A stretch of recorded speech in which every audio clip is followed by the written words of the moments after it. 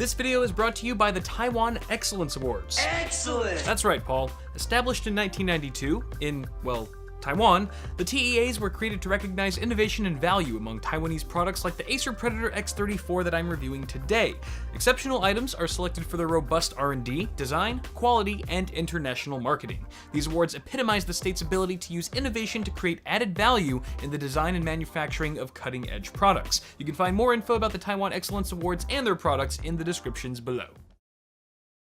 What's up, guys? So about 1 year ago, Acer released a premium monitor that was critically acclaimed by numerous reviewers to be the best gaming panel to ever hit the market. Unfortunately, I wasn't able to snag one for review at the time, and after many dead ends, I eventually gave up all hope of ever seeing one arrive on my doorstep. Until it did! 12 months after its initial release in the United States, I am finally giving you my review on the Acer Predator X34.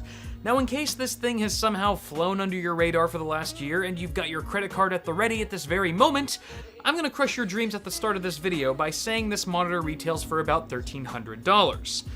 Trust me, it's better you find out sooner. Granted, the ludicrous price tag may not bother any of you high rollers out there, so at this point, the only thing that matters is what makes this monitor a cut above the rest. Well, firing off the main specs first, we're dealing with a curved 34-inch 21:9 ultra-wide IPS display with a resolution of 3440 by 1440. The panel sports an advertised gray-to-gray response time of 4 milliseconds, not bad for IPS, and a default refresh rate of 60 Hz that's overclockable to 100 Hz. Top that off with built-in G-Sync support, and it's not hard to see why I am. A quick tour before we get into the fun stuff. The screen's matte finish keeps glare and reflections to a minimum for the most part, and I think the subtle curvature strikes a nice balance between offering an immersive gaming experience and a reasonable landscape for browsing and productivity. Sleek black bezels on the top and sides measure a centimeter in thickness, making their way to a stylized chin bar with super cool branding and underglow LEDs to let your friends know that you paid a lot for this thing.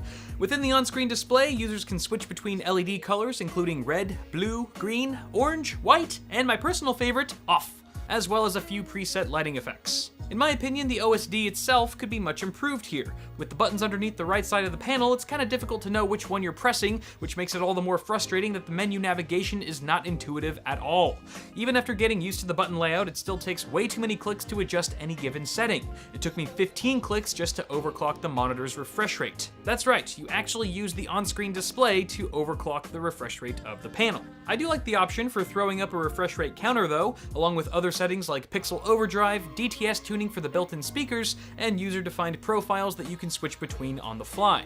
The backside of the Predator looks all aggressive and stuff, and I've left my fingerprints on the glossy finish to convey my thoughts on glossy finishes.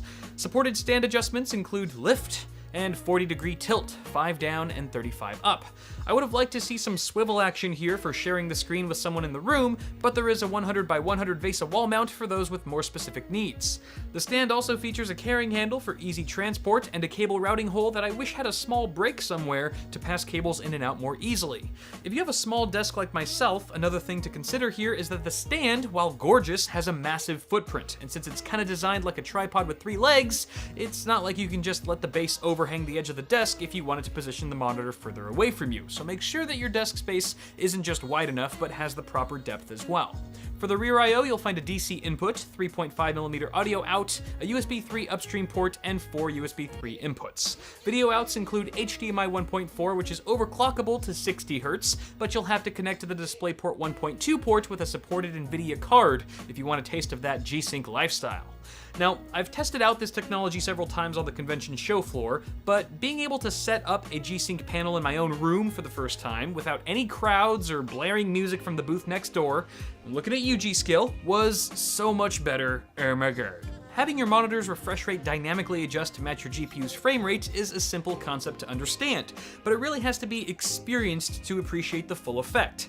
By completely eliminating the issue of screen tearing that comes with traditional VSync disabled and stuttering that occurs with VSync on, visibly there's nothing left to disrupt the rendered frame output, and pairing that with a 100 Hz refresh rate for the first time feels like someone dumped a vat of hot lube on your whole gaming experience. Seriously, it's like lube on everything. Gameplay is so smooth it's almost silk-like, and while this goes for any kind of genre really, fast-paced games like first-person shooters tend to pay the biggest dividends with an enormous reduction in motion blur. Then there's that sexy curve and ultra-wide aspect ratio, which envelops your head and peripheral vision to suck you even deeper into the game, much more effectively I might add than a triple display setup. This is of course assuming the game you're playing supports 21:9, otherwise you get these thick black bars on the sides that are kind of annoying, but I'll gladly live with it all things considered. In terms of pixel count, the resolution we're dealing with here is much closer to 2560 by 1440 than it is to 4K, but to run at high refresh rates you'll still want a high-end GPU, akin to something like the GTX 1070 or better.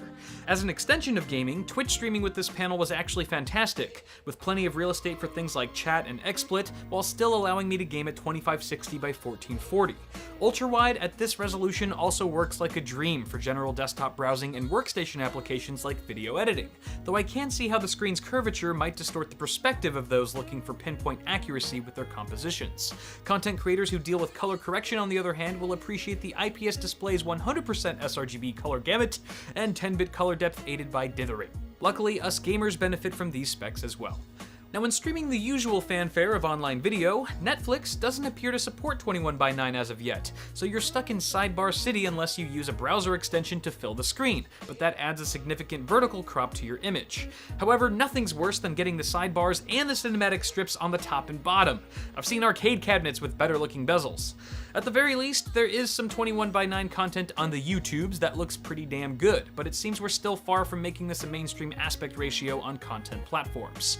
As for backlight bleed, there are some affected areas in the corners of the screen, but it's minimal enough to go unnoticed in the majority of scenarios. Summing things up here, there's a lot to love about this monitor. The black bars, OSD, and the price are not any of them, but if you're really into PC gaming with a high-end system to boot, haha, this is by far the best gaming monitor I have ever come across, even now, a solid year after its initial release. But that's gonna do it for now, guys, so let me know what you think of this thing in the comments below, and don't forget to toss me a like on this video if you enjoyed it. Before you guys go, check out my store for shirts and stuff, and feel free to follow me on Twitter, Instagram, and Twitch to see what I'm up to, or just say hi. Gets lonely sometimes. As always, thank you guys for watching, subscribe to the channel if you haven't already, and I will see you all in the next video.